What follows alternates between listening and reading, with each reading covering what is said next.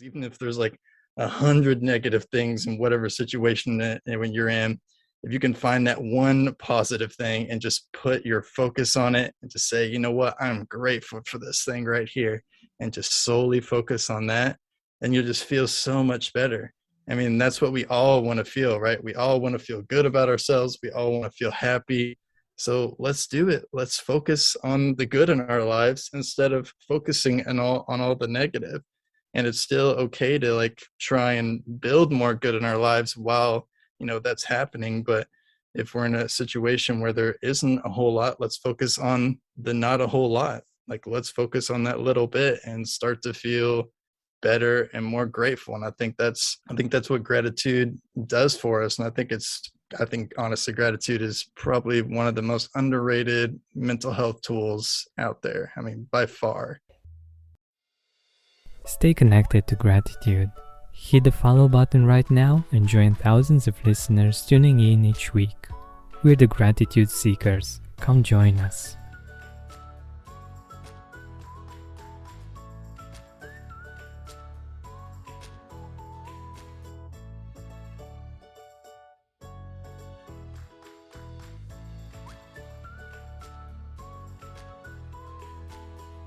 Hi, Gratitude Seeker. Welcome to a new episode of the Gratitude Podcast. Our guest today is a teen mental health advocate, podcast host, upcoming TEDx speaker, and most importantly, severe social anxiety survivor and overcomer. Gratitude has been a large part of Kyle's mental health journey, and we have him here today to talk a little bit more about social anxiety and also gratitude. Welcome, Kyle Mitchell, to the Gratitude Podcast. Hi, thank you for having me. I'm excited to be on. My pleasure. So, let us know a little bit about you, about your story. I know it, but I'm sure that our audience would love to know more about you as well. Sure. So I pretty much struggled with social anxiety my entire life. Um, it really hit me right smack in the face when I transferred high schools at the beginning of my sophomore year. I went from a really small private school with about 200 students in it, and then I transferred to a very large public school with about 1,600 students in it. It's the first time I've ever been to a public school. I didn't know anybody there, didn't know much about the classes and where they were or anything. So me walking in the doors the first day, it was a very frightening thing for me, to say the least. And I know for me personally, I wanted to just go, sit by myself in the corner and just be alone. But, with social anxiety, I feared people would judge me, because I was by myself and I had no friends. So I came up with this plan to walk the halls until my first class started, which, backing up a little bit, I got to school every single morning. The bus dropped me off, 40 minutes before my first class even started. So I had 40 minutes to kill. And so that was my plan, was, okay, I'm just going to walk the halls for 40 minutes and blend in with everybody. And I thought this would work really well. It's like, I'll just be able to blend in with everybody. No one's going to notice I'm just walking the halls over and over again. And then till one day somebody did. I got on the bus to head home from school, and somebody called me out and said, "Why do you walk the halls in circles every single morning?" And I remember just feeling my heart just drop down to my stomach. I know we've all had that feeling at least at one point in our lives. And I remember just feeling so humiliated and embarrassed. And, the next day at school, I couldn't walk the halls anymore. So I proceeded to just go in the bathroom and to the stall from that day on and just sit there and cry. And I remember just having all these thoughts in my head, like, man, why can't you do this, Kyle? Why can't you make friends? Why can't you talk to people? You know, why aren't you normal like everyone else? And that was like the breaking point for me. And that's when I started to reach out for help and talk to my counselor and my parents and just kind of open up. And I didn't really take a whole lot of action, as far as like towards my social anxiety at this point in time, but just being able to release that burden of emotions and what I was feeling was so helpful, just to get me through high school. And then in college was where I started, doing some of the different challenges and actions to actually help with my social anxiety and get myself to the point where I took back control. And instead of my social anxiety being in control of my entire life, I was in control. I made decisions based on what I wanted to do, not my social anxiety telling me what I could and couldn't do based on what I was anxious or not anxious to do. Yeah, that's amazing that you were able to make this shift, and I love how you put it. And in our lives as well, we have different fears, with different kinds of anxieties that tend to want to take control of us and of how we live our life. And yeah, I think this is such a wonderful and impactful story. And yeah, it's something that you've lived. For us, it's just a story, but for you, it's an actual experience of going through that and being able to get to the other side, which is amazing. So let us know a little bit what role had uh, gratitude played in your mental health journey. Yeah. So when I got into college, I started, doing some things for my social anxiety, and I started doing some baby step uncomfortable challenges. Um, but actually, gratitude didn't come in till a little bit later. I got to the point where, I was socially confident.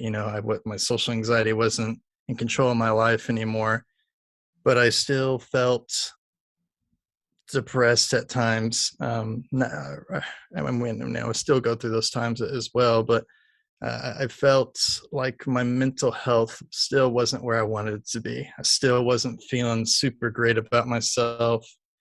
Still had plenty, and in my opinion, way too many down days, if you will. Mhm. And I knew there was something I need to do, and that's when I started implementing a morning routine into my life, and which saved me so much. And that one of the things that I implemented was gratitude in there, and that's something that I've always kept in there and I've never taken out. um, when I started the morning routine, I started with just meditation. I did that for a couple weeks, and I started adding on. I think gratitude list was the next one, and so I started writing down 5 things I was grateful for every single morning. And I did this to try to develop what they call an attitude of gratitude, because I found myself, I would focus a lot on the one negative thing in my life, or the one like super challenge in my life, instead of like the 20 great things that were happening in my life. And so when I started doing this gratitude journaling, just writing down these 5 things I was grateful for in the past 24 hours, it helped me start to train my brain to not only start my day thinking of what I was grateful for and focusing on the positive in my life and all that, but just anytime I came across any situation that may be perceived as negative from the outside, I could find the positive in it. And so after doing this for years at this point, I sometimes it doesn't, sometimes I still mess up, and I might go to the negative at first, but I'm able to, reshift and point my brain a different direction. One story I like to tell is when we were on vacation, we were actually heading back home. We got to the airport, and we were supposed to fly back home, and it was me and my wife and our 3 kids. We're kind of exhausted at this point because we've been in Florida for a week now. We just want to get home and relax and chill. And so we got to the airport. We're like, all right, we're going to be home today. And something messed up with our flight. We weren't getting home today. They Mhm. had no way to get us there. They wanted us to rent a car and drive back home, or stay the night, and we can get a flight tomorrow. And I remember the first thought in my head was, oh, sweet, maybe we can get something good out of this. Like maybe we'll get free tickets or something, because they kind of screwed us up with this, whole plane ticket debacle. Yeah. And it's just simple things like that, that doing this gratitude and keeping this attitude of gratitude helps me with these little challenges that I come across in my life, to see them as opportunities instead of challenges. So I think that's been like the biggest thing for me. Wow. That's amazing. That's amazing. And you're you're basically summarizing many of the things that I've been talking a lot about um, on the podcast and my guests as well.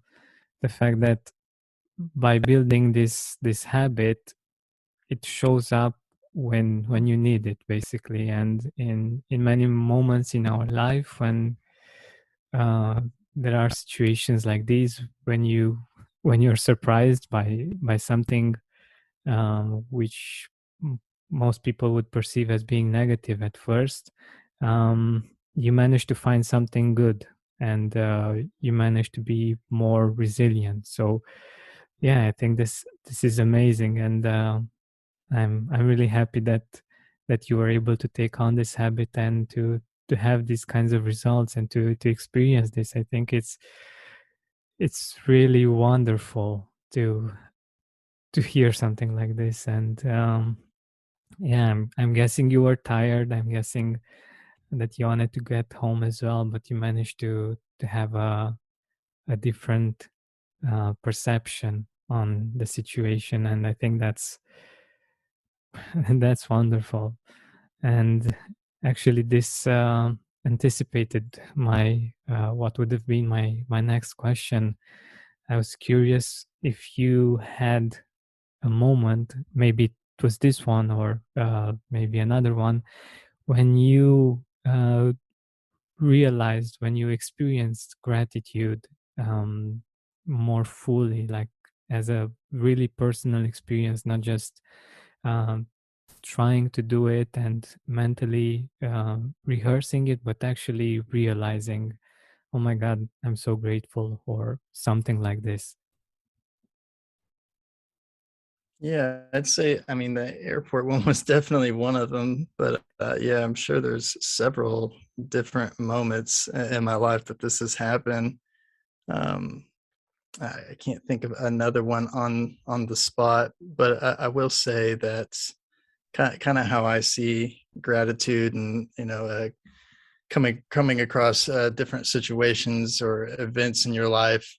Like you have one or two ways to really choose to look at it. You can choose to be like excited and grateful for it, or you can choose to be upset and not looking forward to it. I think this is something that I really take into account with, like, as I grow older. I'm 28 years old, so I'm getting close to becoming 30.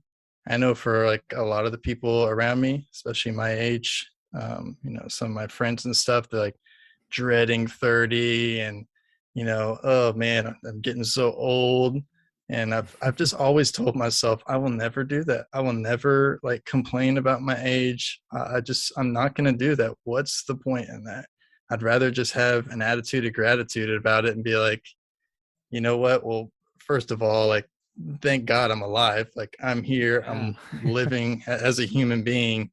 And two, like, why would I choose to be negative and, grumpy about turning 30? Like, why? I don't feel better thinking and, being ungrateful for it. I know I feel better if I am excited about it and I'm grateful for it. I mean, I am. I'm excited to turn 30. That's 2 years from now. Like, what's my life going to be like in 2 years?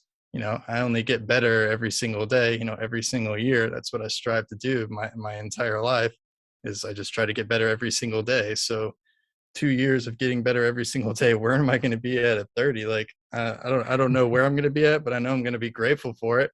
And I'm just, yeah, I just see it as something that you should think of seeing as like as a choice instead of, oh man, I'm about to turn 30, or oh man, I have to go to work. Like, no, you get to go to work. You get to turn 30. Like, you should be grateful to go to work. I mean, even if you don't like your job, find ways to be grateful for it. And and if you don't like your job and you want to get out of it, then yeah, you can take steps to get out of it. But while you're in that process of in that job or whatever situation you're in, make the most of it, man. Don't live in an ungrateful mindset and make yourself feel even worse. Like, that doesn't help you at all. At least find ways, even the smallest of things, even if there's like 100 negative things in whatever situation that when you're in, if you can find that one positive thing and just put your focus on it and just say, you know what, I'm grateful for this thing right here, and just solely focus on that, then you'll just feel so much better. I mean, that's what we all want to feel, right? We all want to feel good about ourselves. We all want to feel happy. So let's do it. Let's focus on the good in our lives instead of focusing on all the negative. And it's still okay to like try and build more good in our lives while that's happening. But if we're in a situation where there isn't a whole lot, let's focus on the not a whole lot. Like, let's focus on that little bit and start to feel better and more grateful. And I think that's what gratitude does for us. And I think honestly, gratitude is probably one of the most underrated mental health tools out there. I mean, by far. It sounds like a cheesy thing, and I feel like sometimes when I talk about it to people, especially with social anxiety, it's like gratitude. Like, you think of like grade school, like, saying what you're grateful for, like Thanksgiving or whatever. It's just kind of like a cheesy thing. Like, no, dude, it seriously has mindset, effects in your brain. They've done science on it, and it does wonders for you. So, yeah. Man, I love your passion, and I love so many of the things that you shared. I think they're right on point, and um, yeah, I think it's getting back a little bit to the age. I think this works great for all ages. So for our listeners, even if you're not turning 30, you're turning 40 or 50, it's the same kind of attitude. Some choose to have a negative attitude and to think of all of the bad things that are coming with getting older, but some, like Kyle here, is able to be excited knowing that he's going to be better and he's going to grow. And I just love this perspective because it just works in so many situations. And when we're thinking about the future and we're talking with negative people about the future, isn't it making you feel much better when you hear what Kyle had to say about this perspective? Like, can't you feel his excitement about the future? I think this is a really wonderful example of embracing our age and the fact that we are getting older and that we're growing in a really, really beautiful way. Just this whole perspective on how gratitude can help us is is so profound, and I love how you explain it and how passionate you are about it. And I'm wondering if you would like to share what you're telling people with social anxiety about gratitude. Like, how can people with social anxiety apply gratitude to make their life better? Yeah. So, I mean, I think a lot that has to do with, you know, I don't want to say fighting your social anxiety, but kind of listening, talking, taking back control from your social anxiety. It has to do with your mindset. I think if you view it as a negative thing, it doesn't help you at all. A common thing that I see and that you've probably heard people say as well is, I I can't stand my anxiety, or people may even say like, oh, go away, like, why are you here? I don't want to feel you. And really, we should be grateful for our anxiety. I know it sounds maybe kind of weird, but our anxiety is actually there to protect us. It's really just a component of our brain to help us. That's when it pops up, that's what your brain thinks it's doing for you. It's producing that anxiety to try and help you, to try and protect you. It feels that you are in danger. So it is throwing off anxiety, saying, hey, get out of there, man. Get out. You're in danger. Get out. That's why it's producing that anxiety. So if you think back to like the, caveman days aspect of it, um, they come across a lion in the jungle, like, boom, they start producing anxiety, right? And that's good anxiety. They need to have that because that tells them, run, get out of there. If you didn't have anxiety in that moment, you would be, just sitting there like, oh, what a cool lion. But no, you need that anxiety. So, yeah, we need to be grateful for it. And I think that's something that gets overlooked, is we need to be grateful for our anxiety that we have. And so instead of, telling your anxiety to stop or go away, like, talk to it, and talk to it like a person. You can even name your anxiety. For me, I name my anxiety, something with a name that makes me laugh. And so I'll say, hey, Lloyd, whatever reason, no offense to anybody named Lloyd, just makes me laugh every time. It's kind of an inside joke between me and my friends, not worth explaining. But anyways, be like, hey, Lloyd, like, I'm really grateful for you showing up right now. Like, thank you so much. Like, I know what you're trying to do. You're trying to protect me. I really appreciate that right now. But I promise you, I am safe. I am here. I don't need protection. So seriously, you go take a break, like, go chill for a minute on the couch. I got this. I'm safe. If I need you though, I'll let you know, and then you can come, give me some protection. But right at this moment, I don't need it right now. But thank you very much. And I think that's something that is so powerful to do. And if you're listening to me and you think, no way that works, like, that sounds so weird, do it. Do it. Try it one time. You tell me if it doesn't work. I'm telling you, it works very well, especially when you come in those moments where, like, you feel anxious about something that's, you don't, excuse me, that you don't really need to feel anxious about. It's normal to be anxious when you come across a lion in the wild, right? But Yeah, we're not in danger if, you feel anxious about, raising your hand in class, or if you feel anxious about, giving a speech in front of some people. Like, you're not in danger in those moments. You don't need anxiety. It's trying to protect you from a danger that's a falsely perceived danger. You're not really in danger. So talk to it, be grateful for it, say thank you, and say, hey, you can go chill. I got this. I'm safe. exactly, exactly. And um, I just remembered the acronym for fear, or one of them, false evidence appearing real. Exactly.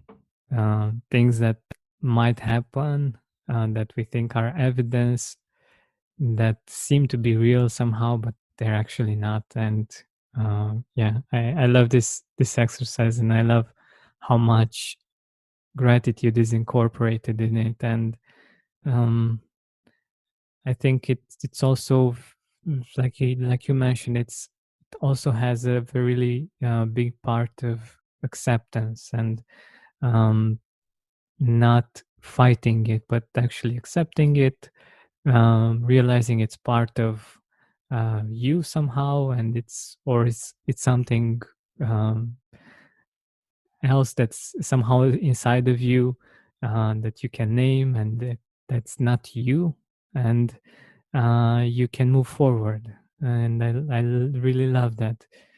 And I was actually thinking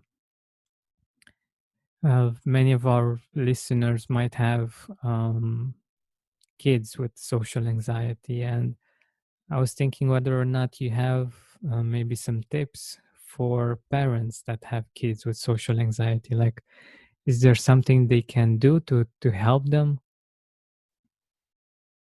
Yeah, absolutely. So I think whether you have kids that have social anxiety or kids, that don't, I think one really important thing to do as a parent is to be proactive with your child's mental health. Don't wait until you start to realize if and when they have anxiety. Start practicing the tools with them now. Start doing gratitude lists with them in the morning and at night. Meditate with them in the morning and night. And when they start to come across as focusing on that negative, which all our brains are trained to do. We are Yeah. trained to go straight to the negative, and sometimes a lot of times kids will get stuck on it and they'll get in that loop. My kids do it all the time. And I'll say, okay, I feel like you're focusing a lot on the negative right now. Can you tell me 3 things you're grateful for? And it's funny because most of the time it'll bring them out of that little negative spurt, and it'll totally change their whole mindset and mood, within about 5 minutes, from doing the little gratitude. But I'd say the biggest thing with kids with social anxiety is, I mean, unfortunately, is not really a whole lot like action that you can do to help them to take back control. I think the biggest thing is to listen to them.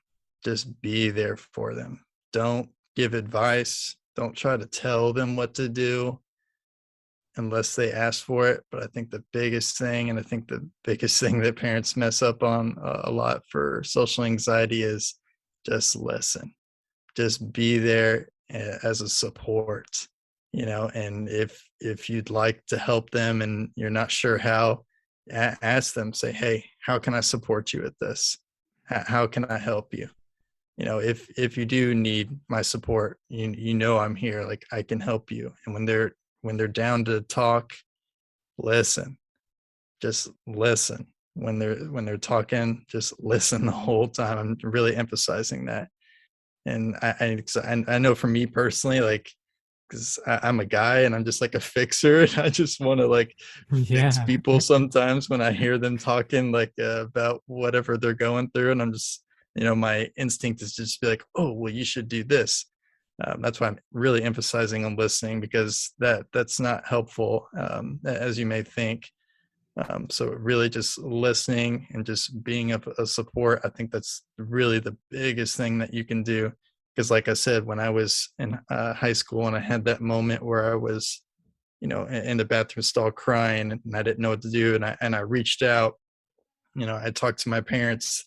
That was the best gift they gave to me, was they just listened to me, and they allowed me to just unleash that burden from which I was holding in for so long. And they allowed me to just unleash it and give it to them. And it's such a relief for someone to be able to tell somebody else, whoever it is, what's going on inside them, inside their head, so they can get that out and get some relief. So yeah, that would be my number one thing for parents with kids with social anxiety, for sure. I love it. I love it. It's so practical and it makes so much sense. Like when you're going through something like this, you want to be heard, you want to be supported, acknowledged, and yeah, since adults have so much experience, there most probably is this tendency to just offer all of their experience and uh, let let them know what they need to do. But actually, what matters most, like you shared as well, is listening. And yeah, I think this is really really good and really powerful. So yeah, I really love the idea. Thank you so much for sharing that with us. And I'm curious of some of the things that you're grateful for, that you write in your gratitude journal. Like if you have some things that you want to share, just to give some ideas to our listeners, like what could they be grateful for? Yeah. So I think one big thing about writing down what you're grateful for, and something I learned over the past couple years, was to write stuff that you're grateful for that's happened in the past 24 hours. This eliminates you getting stale on saying, I'm grateful for my house. I'm grateful for my Mm. family. Like, we're all grateful for those things, and that's good. And yeah, we need to, acknowledge that we're grateful for it. But it becomes kind of stale when we kind of go over the same things over and over. What's grateful for? What's grateful for? What are you grateful for that's happening like right now? Like, what has happened recently that you're grateful for? What's good going on in your life right now? Not something that is a constant in your life, and it can be challenging sometimes, but that's good because that means that you're really thinking of like the present moment, and I think that helps develop a much stronger attitude of gratitude for the day every single morning. So that's like my biggest tip. But I'd say, I guess, I'm trying to think of some of the stuff I wrote this morning. um, One thing is, I have to, I get to drive down about 80 miles south every other Wednesday. If I'm being honest, I would choose not to do that. I'm not a fan of it. I'm not particularly fond of it. I'd much rather just stay locally instead of going down there every other Wednesday. But what good does that do for me to focus on saying, oh, I hate having to go down to a city called Litchfield? It's like, I hate having to go down there. Instead, I'm like, it's an hour and a half drive. That's an hour and a half to myself, all by myself. That's an hour and a half. I can listen to podcasts. I can listen to music. I find these are things that I enjoy. So I'm just going to focus on that aspect of it. And so that's what me being with three kids, an hour and a half by myself is great. So that's what I'm going to focus on. Like I said, I'm not trying to fool myself. I'd much rather stay here. I'd much rather just be here. But every other Wednesday at this moment in my life, I get to drive down an hour and a half. And so that's something that I'm grateful for every Wednesday. And every Wednesday I write that down in there. It's like, I'm grateful, or every other Wednesday, I'm grateful I get to go to Litchfield so I can listen to podcasts and music and just chill and be by myself, instead of just focusing on, oh, I got to go to Litchfield. I really don't want to have to drive an hour and a half and then an hour and a half back. That's 3 hours of my life just driving.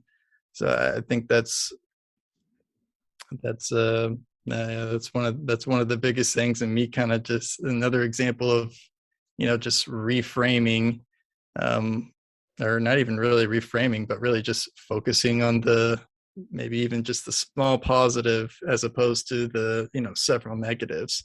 So that's what I'd challenge your listeners to do. If there's something today that you're not wanting to do, or you feeling like you have to do it, but you don't really want to, uh, first find ways you can be grateful for it, and then second, change your language around it. As I just told you, and I messed up twice in a row. I said I have to go, and then I said, oh wait, I get to go to Litchfield. Don't use the word have. That's like train your mind just to be negative about it. It's just like, oh, when you have to do something, that's something you don't want to do. But when you get to do something, that's something you do want to do. So start using that language instead. When you find yourself saying I have, like, oh, okay, I got it, I get to go. I think that's a really good tip, and another like attitude of gratitude mindset trick. I love it. I absolutely love your answer, and I think it's brilliant. And just the fact that you also incorporated this part of being honest. Okay, it's not something that I particularly like, but I choose to be grateful for the good parts in that experience and to focus more on them. And there are so many situations in our life when we we get to do some things that we don't particularly want or like, but that we can't change, at least not at this moment.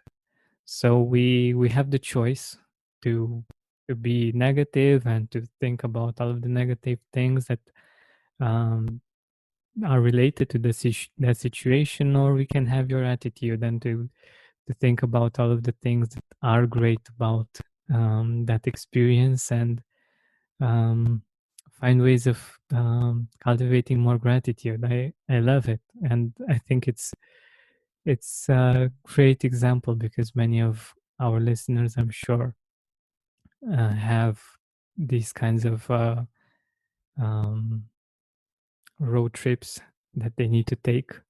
Um, and yeah, having a different kind of attitude makes a really big difference because it's 3 hours of our life, right? For um, I don't know how many years, and we can be negative in those 3 hours, or we can enjoy them as much as possible. So yeah, I think it's such a great example, and I'm really happy that you shared it with us. We're nearing the end of our time together, and I wanted to ask you, firstly, who are some of the people in your life that you're grateful for? And afterwards, where can our audience find you online? How they can get in touch with you? Yeah, absolutely. Some of the people I'm grateful for. Obviously, I'm grateful for my kids. They're my motivators, my drivers for what I do. Um, really, really extremely grateful for my extremely strong support system I have. My wife, who helps me a lot, just being able to do all this stuff. I'm grateful for her helping me with the kids this morning and taking them, to the bus stop so I could come and be on this podcast this morning. She is awesome. Like, she is my rock. She supports me, doing all this stuff. Even when I was just started out, I just had an idea like, hey, I want to help people with this. She supported it from the very beginning. So I am just extremely grateful for her and that. Um, Also extremely grateful for my parents. Always been a support system my entire life. Like I told the story early, they've always supported me. They've listened to me. They didn't invalidate my feelings, which I know can be, some people don't have that luxury of parents like that. Their parents aren't, how you say, I guess, as well versed in mental health and how to approach that. And, I had parents growing up like that. So I'm extremely grateful for that. So I would say that is definitely, I'm just extremely grateful for my support system and doing all this stuff. As far as where you can find me, you can find me on Instagram is where I mostly hang out, Social Anxiety Kyle. Also slightly new to TikTok, but I've been putting some work in on there. Social Anxiety Kyle, pretty much anywhere, Social Anxiety Kyle. Guess what? My website, socialanxietykyle.com. So that's where you can find me. That's perfect. That's perfect. That's very easy to remember. And yeah, you can search for Social Anxiety Kyle everywhere online, and you will find him on the platform that you like most, and you'll be able to get in touch with him. So, Kyle, it's been a real pleasure. Thank you so much for all of the things that you've shared with us.